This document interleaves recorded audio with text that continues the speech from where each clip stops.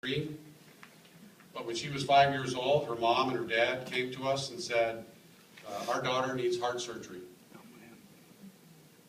And who better to tell you the story of what we do each and every day at Children's Medical Center than Miss Waddell. Miss Waddell.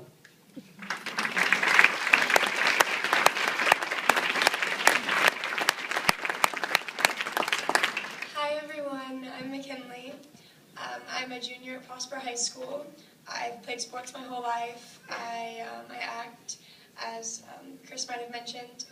I was on a show on ABC that aired after Desperate Housewives called GCB. It was short-lived, but it was on, and it was really fun. So I'm here to share my story with all of you. When I was born 5 weeks early, I had a hole in my heart, and the doctor said it would close as I got older, but then when I was 2 months old, they ended up diagnosing me with dilated cardiomyopathy.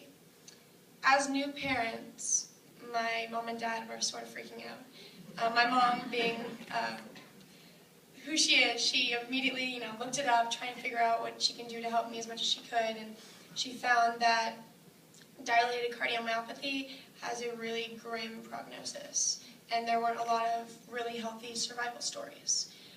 My doctors ended up saying that I was going to need a transplant, and I think all of you might know that that's probably not something you want for your kids.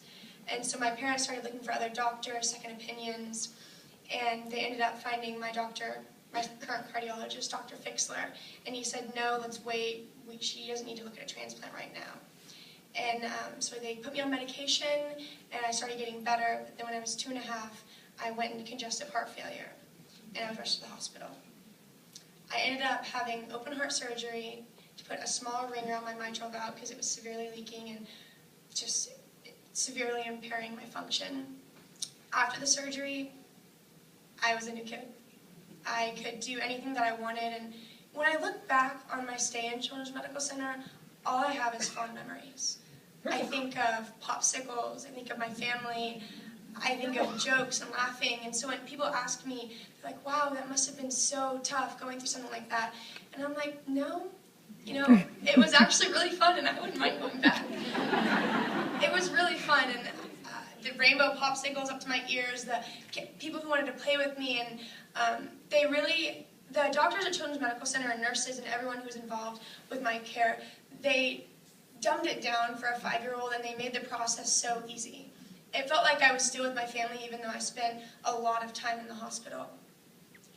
I mean, the care that Children's Medical Center gave me, it saved my life, and it gave me a platform to do things like this and to speak to all of you and help raise money for Children's Medical Center, because without Children's Medical Center, I wouldn't be here talking to you, because I might have had a heart transplant, and then my body could have rejected my heart, and then I could have, ended up passing away.